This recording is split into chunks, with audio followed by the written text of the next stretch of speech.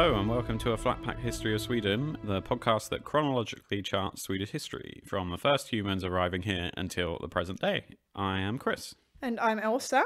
Our most recent episodes have been a bit special. We celebrated our 1-year anniversary last time, and before that we had a special look at Swedish urban bomb shelters.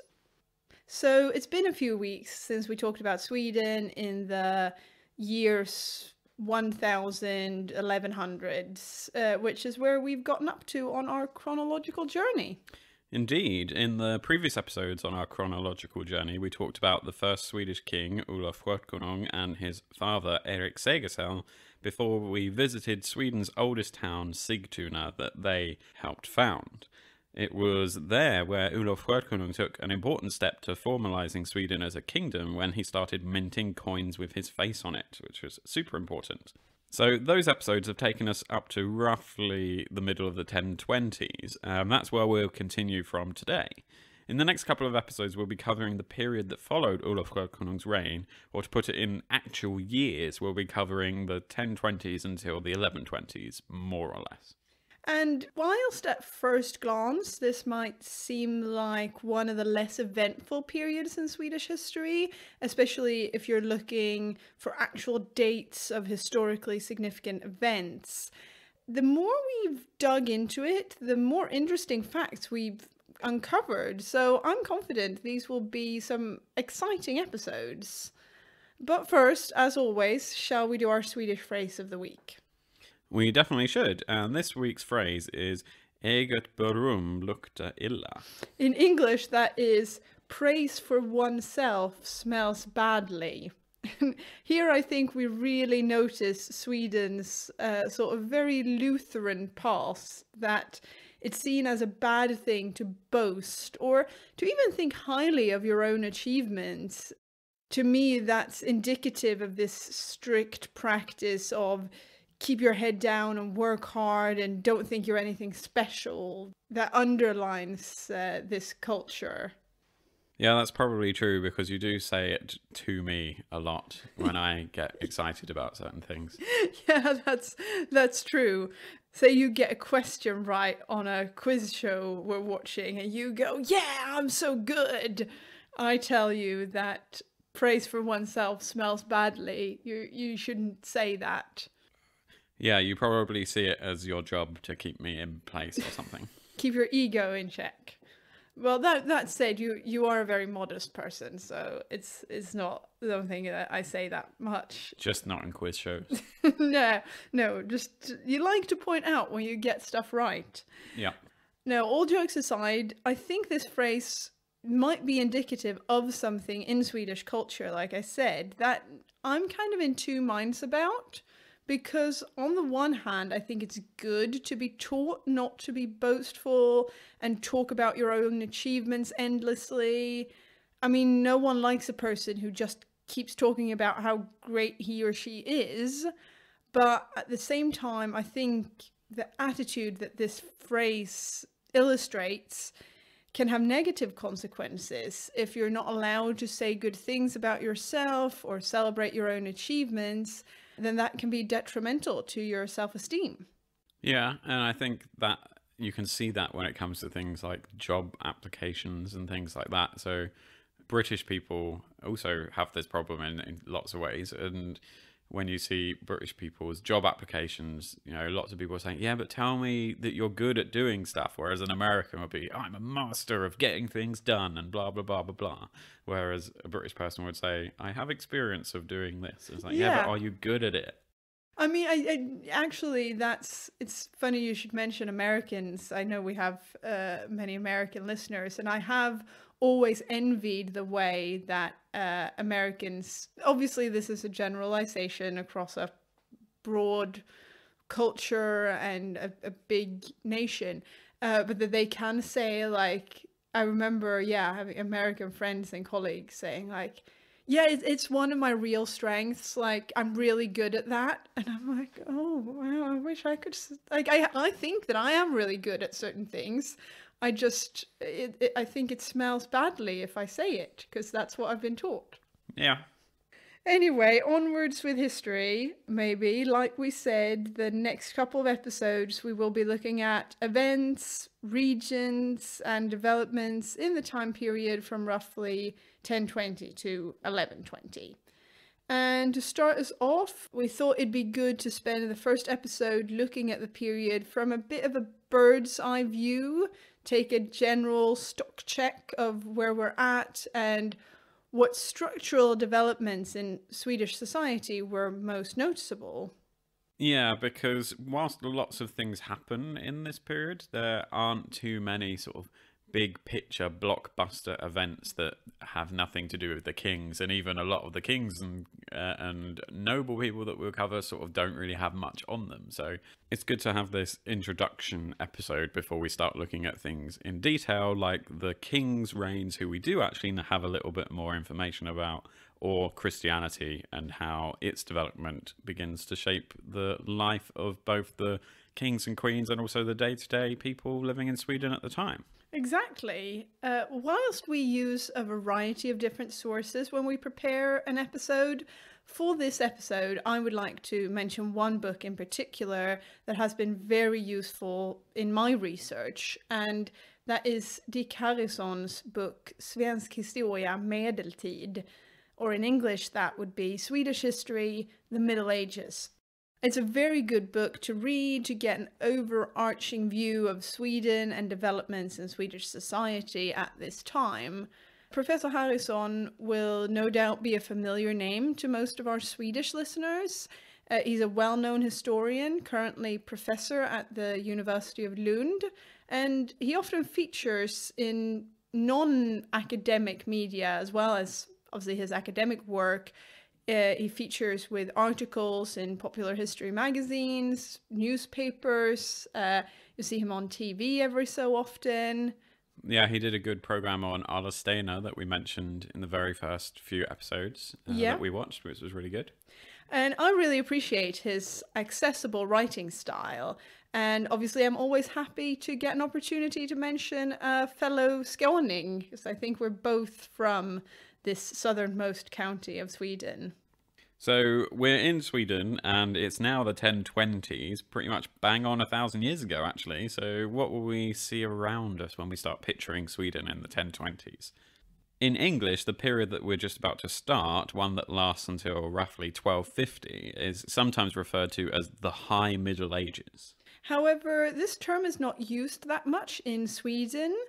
As I'm sure we've mentioned before, categorizing time periods in history into these units with different names is an inexact science, and it depends on where in the world you went to school or where you've done more of your history studies, be that as a hobby or academically.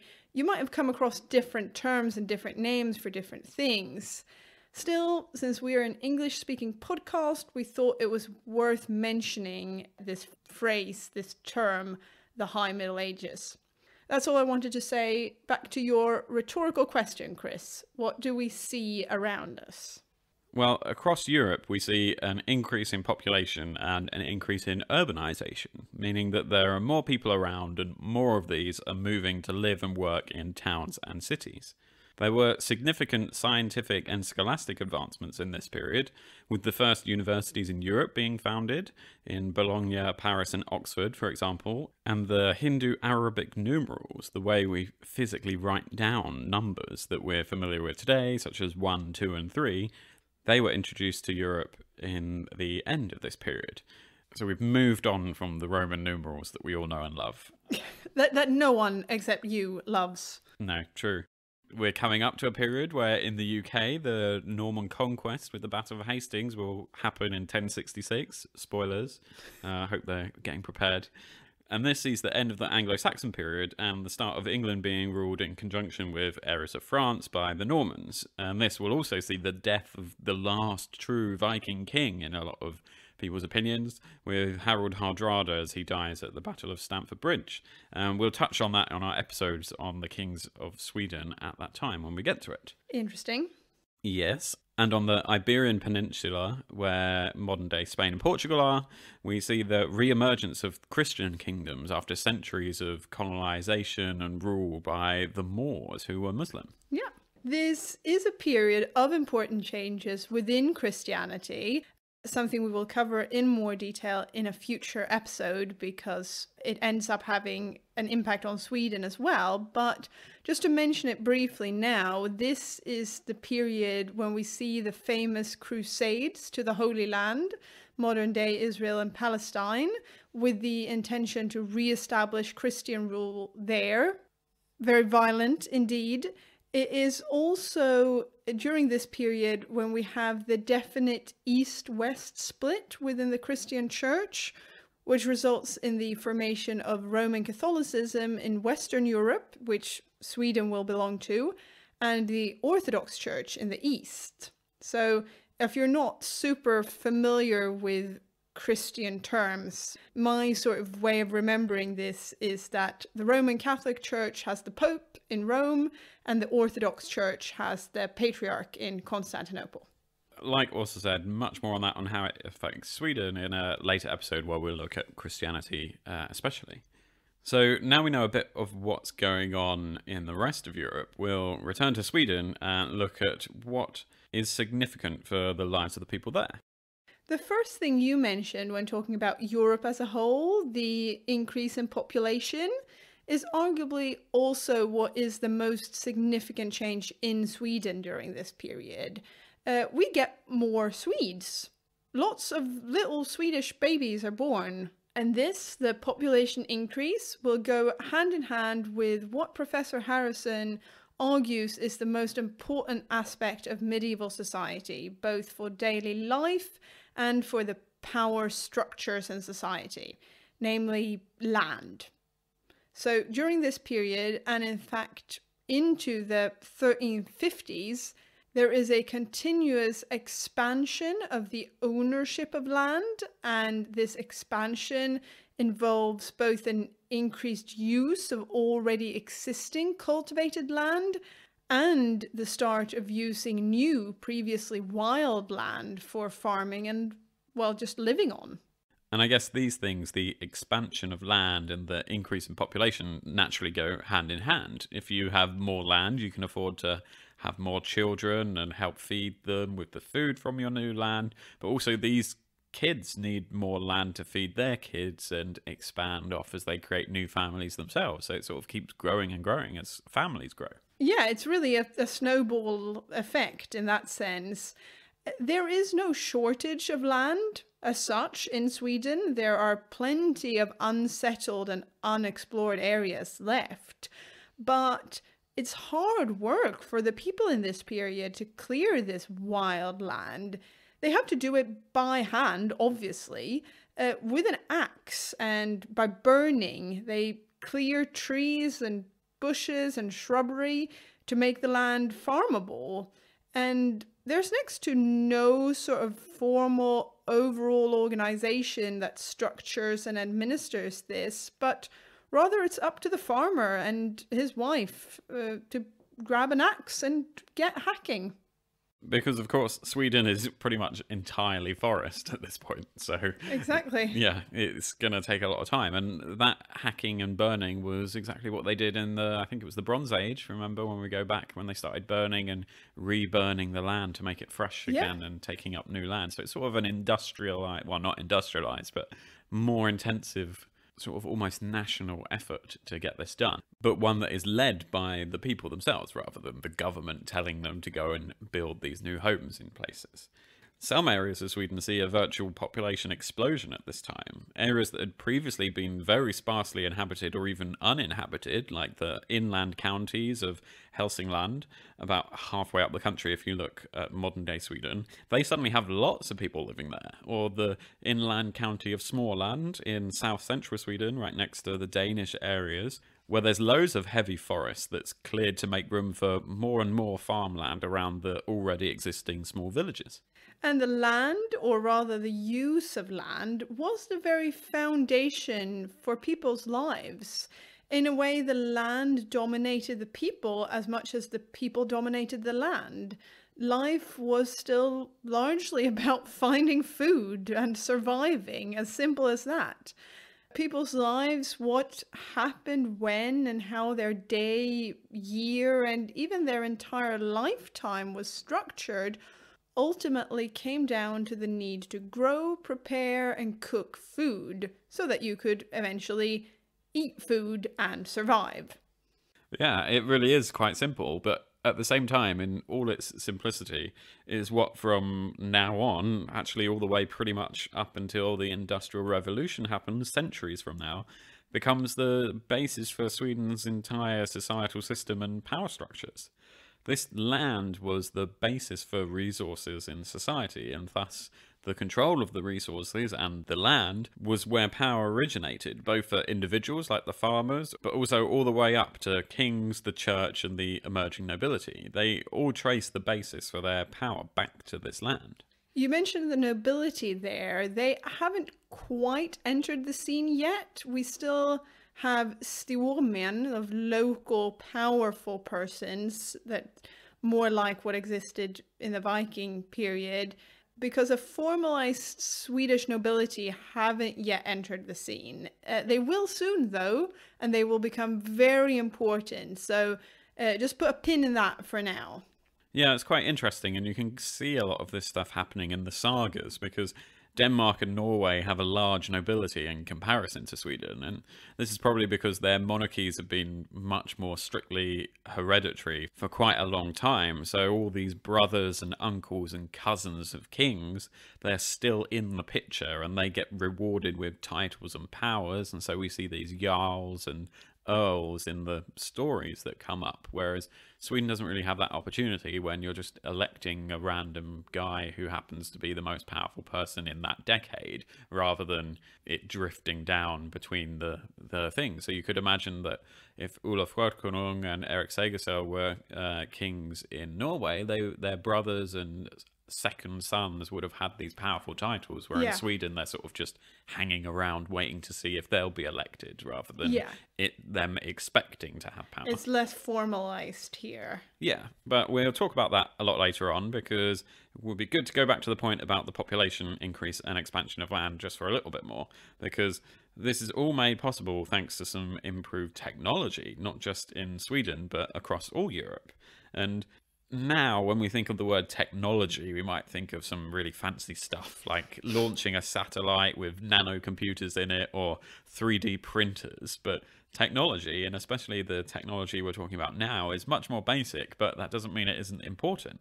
It's actually fundamental. Yeah, there's no 3D printer without first the ironclad spade, so to say. Everything builds on something that came before. If we didn't invent the ironclad spade, I don't think we'd ever have managed to develop other ideas to the level where we now have 3D printers. Oh, you're absolutely right. I think we should take a moment and appreciate the spade. Yeah, because the spade was really actually quite vital for this expansion of land and the increase in population that we see in this period, because as we saw earlier, land was claimed from the wild to make these farms out of what was woodland or just other not really hospitable areas of land. So having something as simple as a spade that was covered in iron so it doesn't break as easier was really important for the people who had nothing else to use. In fact, there was an increased use of iron in general during this period, not just on spades and shovels, but also on the blade of a thing called an ardplow. We should say, for those of you who, perhaps like me, are not super familiar with farming technology, an ardplow is a more old-fashioned kind of plow that, unlike an ordinary plow, doesn't have the thing that turns the soil around. An ardplow just has essentially a stick that goes down in the ground and loosens it up, but it doesn't turn it, so it's a less efficient plow, but it's still used to loosen up the soil, to prime it for sowing. We should go back in time and ask your great-grandparents who owned a farm to give us a little tip. There are generations of people in my family looking down on me right now, crying, probably, and being very offended by my lack of farming knowledge. Until like 2 generations back, everyone in my family worked on farms, and now I don't know what an ard plow is. Sweden didn't have what we now see as a normal kind of plow until much later in history. So this odd plow, this more simple plow, was an essential tool in farming, and by making its blade stronger with iron, that was vital for increased productivity on the farms. Yeah, and the improvements of tools like the ard plough, the spade, and the shovel and the axe that happen now made it possible for these Swedes to clear more land faster and cultivate them more efficiently on the new land that they're creating. And it wasn't just physical tools that changed and improved thanks to the new technology. New techniques were also introduced about how to use these tools that led to better farming as well. The practice of lay land, which is basically that you leave a plot of land that you've previously cultivated to rest for a year or two, was introduced more formally. We saw, like again, back in the Bronze Age, where they sort of had an idea of how this would be good for the farm, but it was more from necessity rather than making improvements. And by letting this land rest for a bit, you can increase its strength or productivity, so to speak, for the next time around when it's used. So this is the point where Swedes are really starting to understand how this works in an ecological sense, and it meant you could get much more out of the land that you had than previously. In fact, during this period, different systems for lay land is developed in different areas of Sweden. So they're coming up with new technology locally rather than one big idea spreading all around Sweden. This is when Swedes also learn the new technology when it comes to digging ditches during this time, meaning that they can drain surface water more effectively from their farms and thus get access to more and better land as well. So it's all these kind of modern techniques coming from the new technologies and mixing them all up together to make your farms even better. And because farm ownership and land ownership becomes more important as we go through this period for the societal power structures, we also get more and better ways of partitioning plots of land from each other during this period. So related to this, it also becomes more important to measure the plots of land that different people have and use. And we see new names popping up in various parts of Sweden for how these land areas were categorized depending on what size they were. So it's all starting to get really quite in-depth and quite how you would imagine farming is today, and it is today. But yeah, we're coming up to a period where in Östergötland, the county south of Stockholm, this is full of very rich farmland, and they use the measurement attung, which further north around Lake Mälaren and the counties of Gästrikland and Uppland, they use the term markland instead. And if you go all the way down to Denmark, they would have used land titles called boll. So yeah, all these different areas of land and for their farms are called different things, but they essentially mean the same thing. So there's no unity in terms of what name is used, but there is a unity throughout in the sense that having these terms and applying them to know how much land belongs to whom, that becomes increasingly important. It became especially important because this period sees the introduction of more formalized taxes and fees to the church. And if these were to be paid according to the size of someone's land, well, then the need to know how to measure that land and have an agreed upon definition of the size of the land became necessary. Yeah, so you can just imagine the guy from the king comes around, or the church comes around and says, oh, who owns this attung? And then it's like, oh, Björn actually owns these 5 attungs. All right, well then Björn owes us 5 cows and a barrel of grain. Barrel of sheep. And a barrel of sheep. Yeah. So yeah, that's why it's being used. It's not just for fun, it's got practical uses. Yeah, definitely. It's also during this period with the need to define land ownership that we get a wealth of new laws, and some of Sweden's first written down legal texts, they deal with these matters of land ownership. But that's a little bit in the future. It doesn't happen until sometime in the 12th century. So I think we'll leave that for now, but it will come up in future episodes.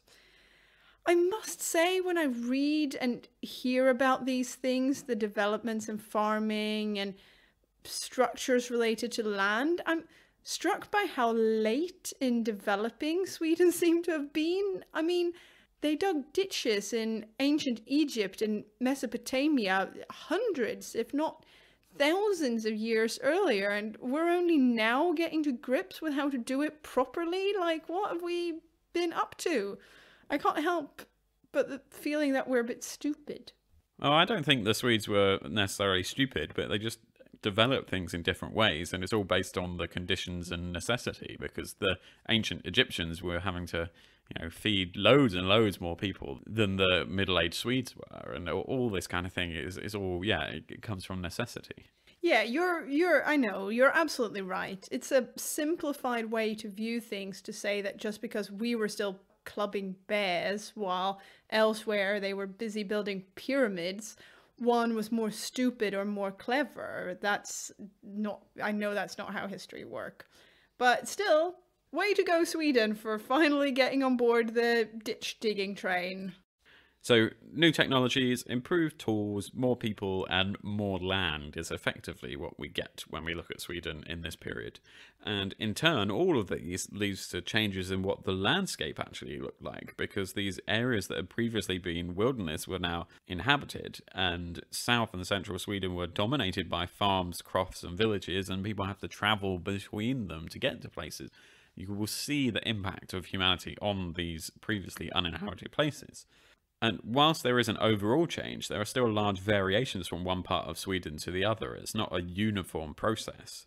In a time where life depended on the land and on farming, it's important to bear in mind that Sweden is a long country from north to south, and the conditions for farming are very different in different parts of the country. So in the south, where Åsa's from, the land looks like pretty much anywhere does in northern Germany or the Netherlands. It's flat, it's suitable for growing crops like wheat and rye, whereas in the north, you have what's known as the Kalfjell, mountainous areas where no trees grow and you can't pretty much grow anything. You're absolutely right. And these vast differences are obviously still with us today, even though because we're not so entirely dependent on farming as we were in the 11th and 12th century, it doesn't affect us in the same way it used to. But I remember that this was really brought home to me last year when I was way up north for some work. So I'm from a town on the south coast, and my parents have a fig tree in their garden. So when I'm at their house, I can eat homegrown figs. And then I went up north to the area around the river Tornio that runs along the Swedish-Finnish border up north. And I saw thousands of reindeers in the wild. But no figs. But no figs. So we have figs and reindeers in the same country. Now that's pretty extraordinary. Sweden looks like a little place on the map, and it is, but it's just so stretched out north to south that you get vastly different nature in the different areas.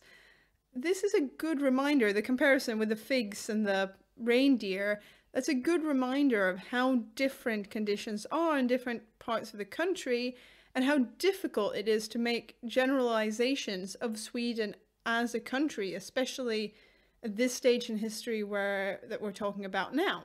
Yeah, and if you think about people's day-to-day lives, in the last 2 or 3 weeks, we've had loads of snow that is coming up to almost our knees when we're walking around in some areas, whereas your parents have had no snow at all. Yeah. And so just the clothes we have to wear, the effort of going from place A to B, even today, is totally different depending on where you are in the country. And we're in Stockholm, which is still considered the south, or not just considered, it is geographically the south of the country. So people who live actually up north, they've had snow for months now and probably laughing at what we consider to be a lot of snow.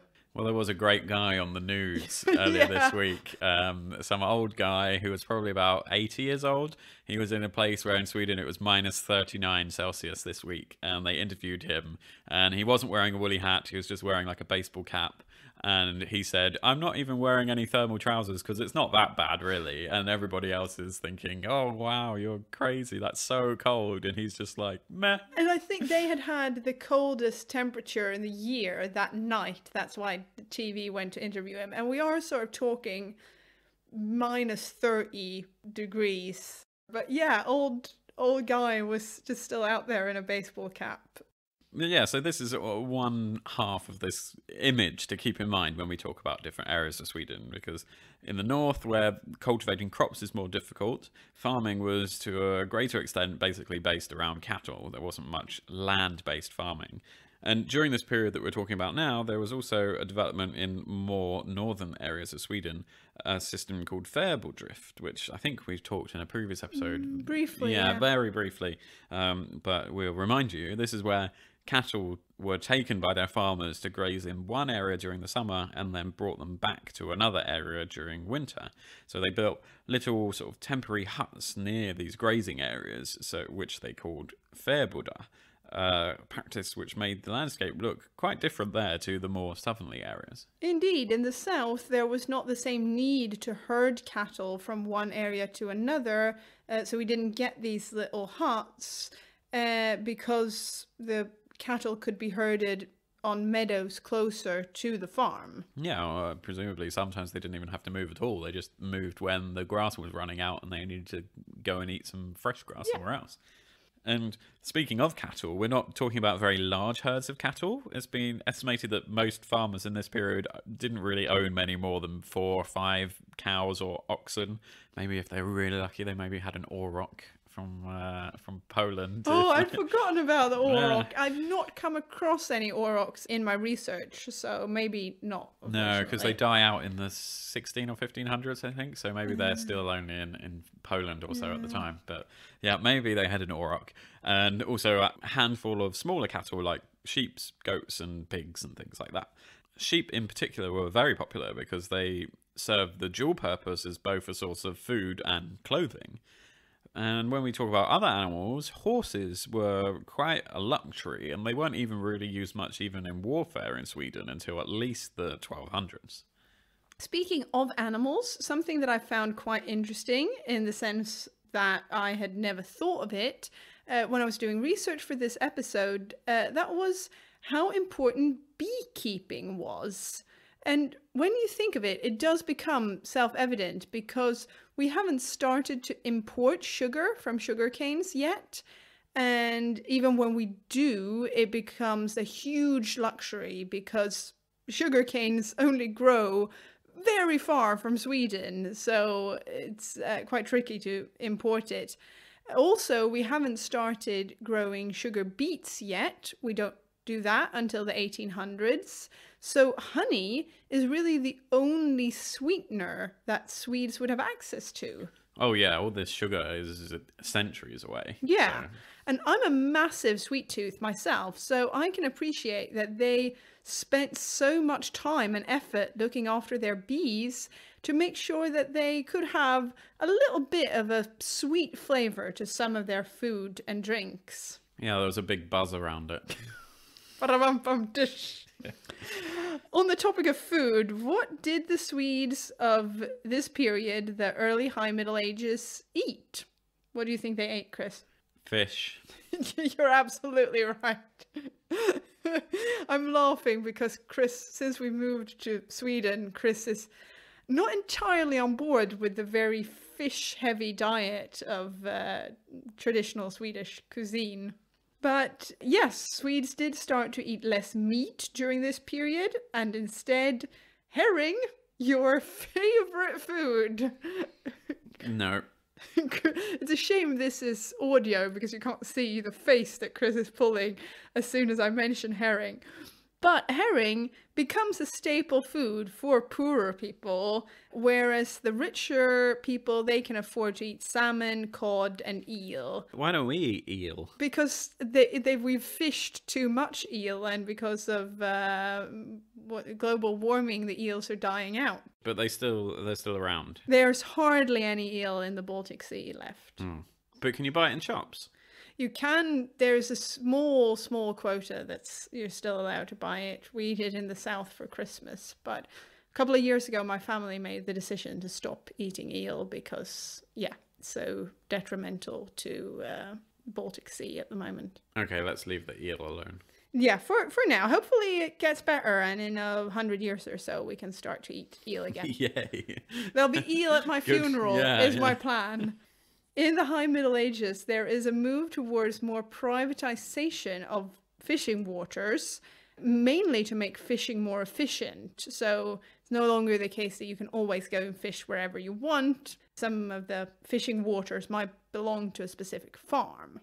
On that topic, Swedes were also more free to hunt than elsewhere in Europe, partly because of the vastness of the land when we talk about Sweden compared to, for example, England. So it was impossible for kings and noblemen to forbid ordinary people from hunting because, well, how would they ever implement it? The forests are so vast.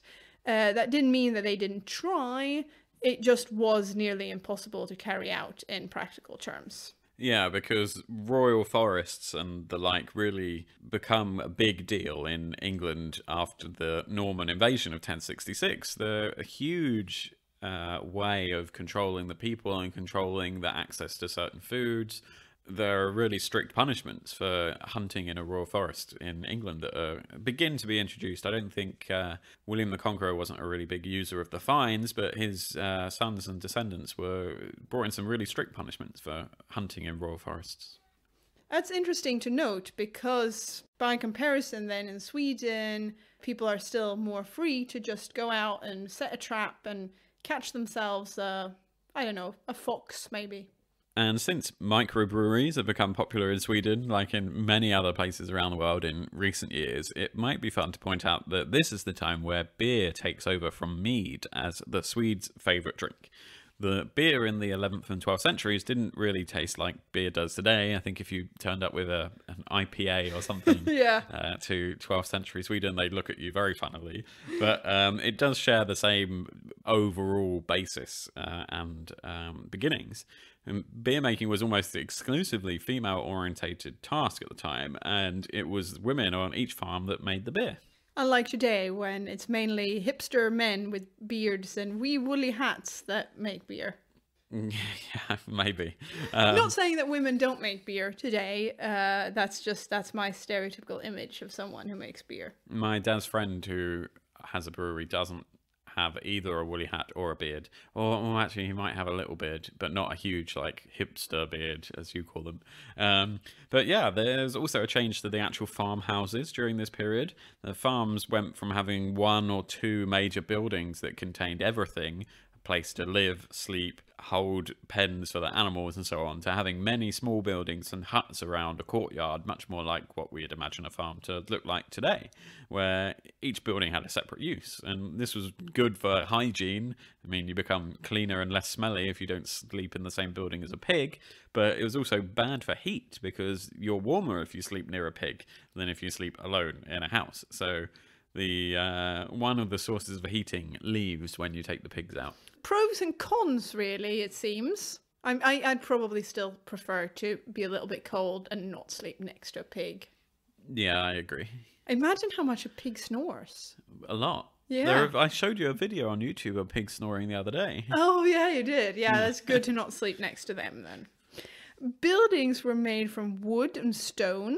Bricks hadn't been introduced yet. Log houses, where you build with horizontal logs, were popular, as was a building style called post and plank. Sounds like a really rubbish children's TV program. It does a bit, but you can Google post and plank and you see pictures of what these houses look like. But speaking of building styles, in 1060 we get an exciting development on the building front when the first ever stone church in Scandinavia is built in Dalby, outside Lund, then a part of Denmark, but now it's southern Sweden. Luckily for a lot of people, this period saw the end of thraldom, that large-scale system of slavery that the Vikings had.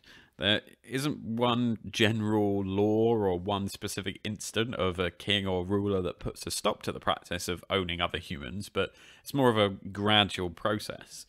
In fact, it's so gradual that there's evidence to suggest that some of the areas that are more remote or further away from the rest of society lag behind in this process to the point where the last thralls might not have even been freed until the beginning of the 1300s.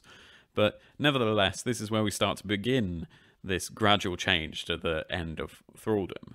One reason for releasing the thralls was that even though it's cheap to keep these thralls because you don't have to pay them wages, you do have to buy the food for them and keep them clothed and healthy enough to the point where they're able to work full time for you. And this is even the case where if there's no work for them to do because of the weather or whatever the conditions are happening on your farm at that time, you still have to feed them and clothe them if you want them to survive until the next time where you need a load of slaves to come around and help you farm. So that means there are some significant costs involved. So where the local wealthy farmers and others who would own slaves would have kept these thralls full time, what they did was release them from slavery, give them a tiny plot of land from your own farm for them to use themselves and live on, and during the labor-intensive periods like the harvest, you would all pull together and help out each other and go back to the wealthy farmer and say, okay, I'm here now, thanks for giving me this little tiny bit of land, now I'm here to help out during the harvest. In a way, whilst the thralls obviously benefited from this because they were now free, and it's fundamentally horrifically wrong to own other people, the farmers and other wealthy people also benefited because they didn't have to pay for food and clothes for people when there was no work. They could also adapt the number of people they needed to work from year to year, which they couldn't when they had thralls. If you have 10 thralls and it's a bad harvest that year, so you'd actually only need 5 thralls to work for you, you still have all the 10 thralls, so in a way you make a net loss. Whereas if you just use these former thralls, now turned small-polled crofters, then you only get the 5 you need to come and work for you. And if it's a better harvest next year, you can get 15 to come and work for you, and so on. So it's the system is more adaptable. A very significant downside to all of this is that life becomes much more uncertain for the thralls now turned crofters. Because if you're one of those 5 thralls that the farmer doesn't need because the harvest isn't as good that year, well, then you've got no work and no income, and you and your family are going to starve because often the little plot of land that you were given isn't enough to sustain you. You have to work for the larger farms, and when there is no work, well, yeah, then you starve. These liberated thralls turned crofters who work for the farmers became the new Swedish rural working class, and in many ways this will stay all the way up until the 20th century, where the last push of industrialization, urbanization and technological changes to the farming industry changed the rural society in Sweden forever. This group of people get a name, and they're called Legojun. The first part of that word, Lego, or Lego, it has nothing to do with the famous toy building blocks from Denmark, but rather comes from the word lega, which is an old Swedish word for remuneration or lease or loan. Jon is an old Swedish word which means a person who is dependent on something. So that pretty much summarizes what this new group of people were when they were dependent on the remuneration gained from working on other people's lands. The Lego-based etymology is also very handy to remember for the future when we talk about mercenary soldiers in Sweden, because they're called Lego soldat, which means Lego soldiers or lease soldiers. Yeah.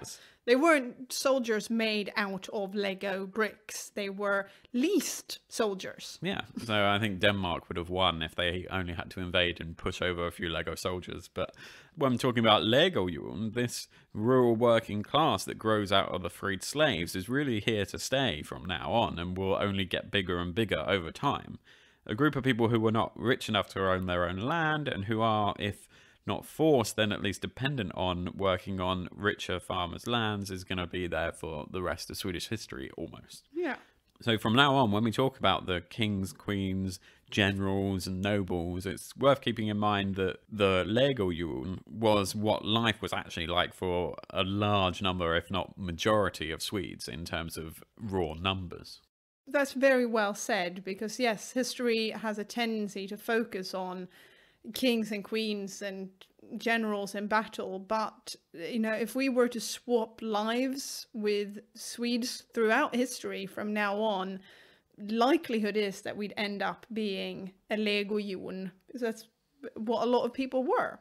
And whilst life continued to be very hard for many people in Sweden, and whilst many, if not most, continued to be relatively unfree in the sense that you were bound by both dependency on others and you were bound by societal conventions, it is still worth celebrating, at least a tiny bit, that from now on, people don't own other people in Sweden.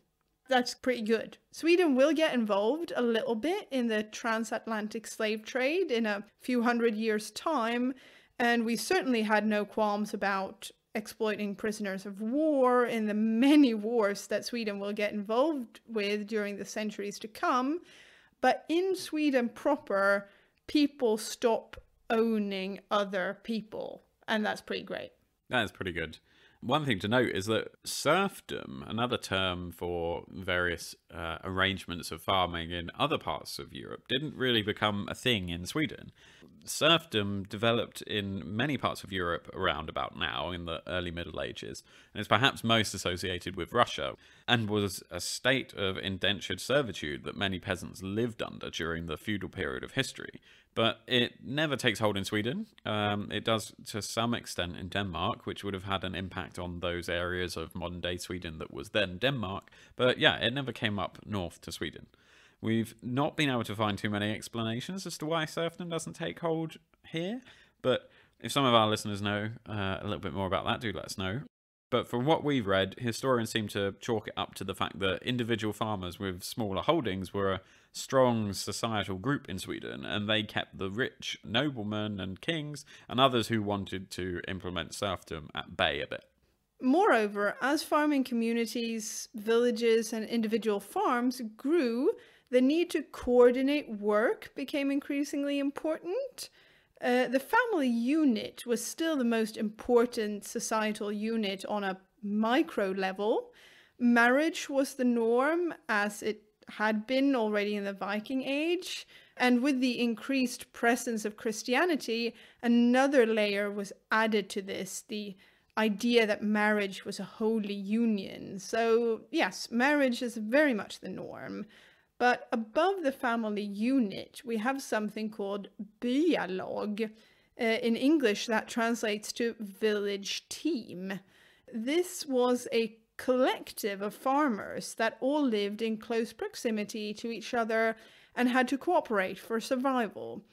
It wasn't a formalized unit as such, in the sense that it wasn't formed by decree from a king or a local official, but rather arose from the need to make joint decisions regarding land.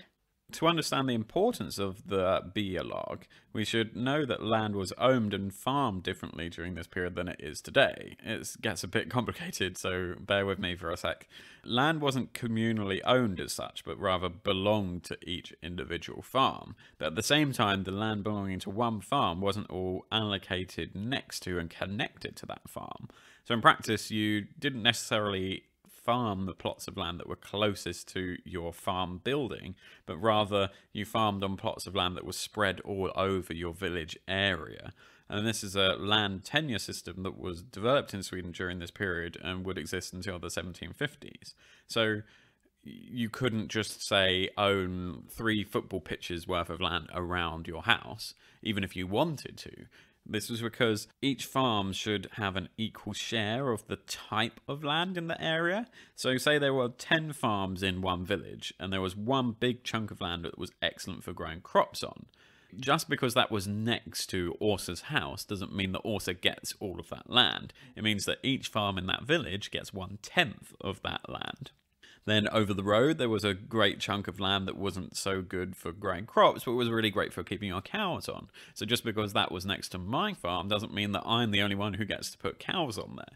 Everybody gets to put 1/10 of the size of the land, have their cow on them. So there was a chunk of land also that had forest on it, etc., etc. Everybody gets 1/10 of it because 10 people live in this town. It doesn't matter how close it is to respective people's houses or main farm building. Yeah, it was a somewhat messy, but in essence, quite a fair system.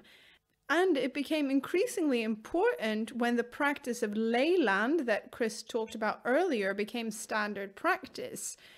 In practice, it meant that the family on one farm walked around the village to tend to their land, and the byalag needed to administrate all of this, be a forum for joint decision and settle disputes, and yeah, just manage the system, really.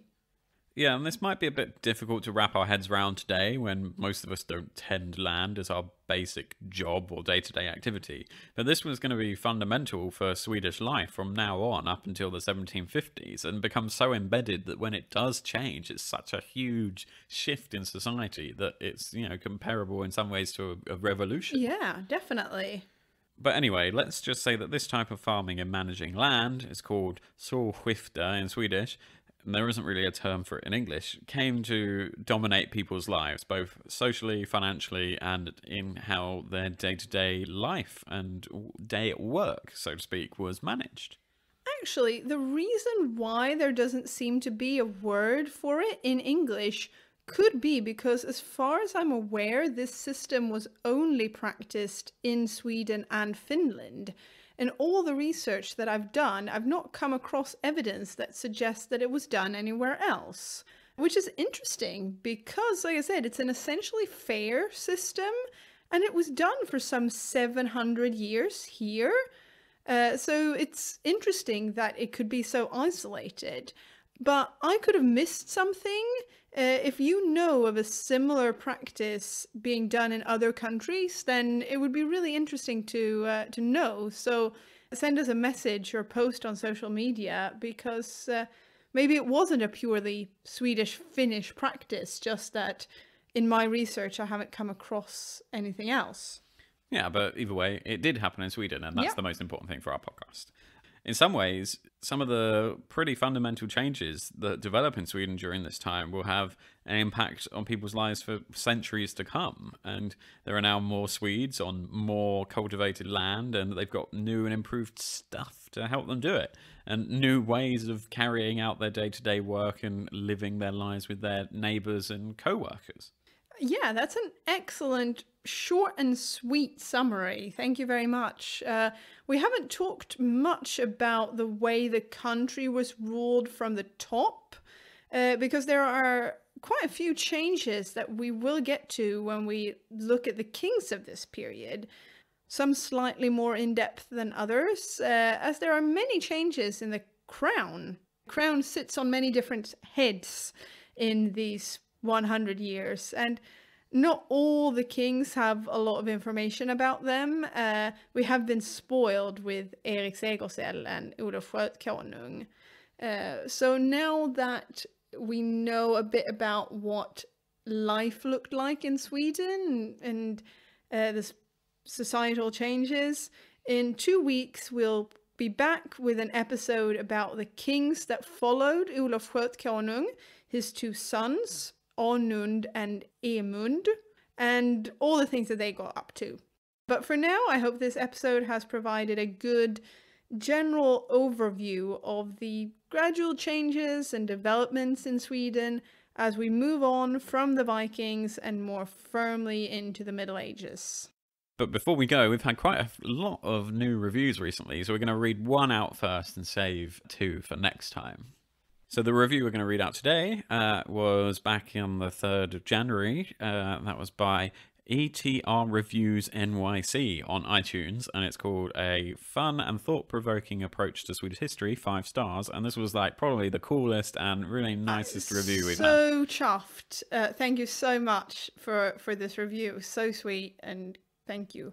Yeah, so ETR Reviews NYC writes, "This is the first podcast that I binge listen to, and for good reason. Listening to Åsa and Chris discuss Swedish history is like sitting down with friends over a good dinner, conversational and fun. What makes it doubly rewarding is the way they address meta issues of history as they unfold the narrative. Their treatment makes the material both engaging and thought-provoking at the same time." So I hope you enjoyed this slightly more meta episode. Yeah. And thank you so much for writing that amazing review. And yeah. So kind of you. At the moment, that's all we can do to thank you, is read it out and give you a bit of a name check. But thank you so much. And yeah, that's great. Add to our lovely list of reviews on iTunes. And that, I had to say that was on the American iTunes. Yes, and we got 2 more to read out next time. We're actually a little bit further back in time. So we sort of had a bit of a, because we record some of these episodes a bit in advance, we haven't had time to read out these ones recently. Until next time, don't forget to follow us on social media. We're at Flatpack Sweden on Twitter and A Flatpack History of Sweden on Facebook. You can also get in touch with us via email on flatpackhhistorysweden, or one word, flatpackhhistorysweden@gmail.com. And until next time, it's goodbye from us. Hey, Dor. Bye bye.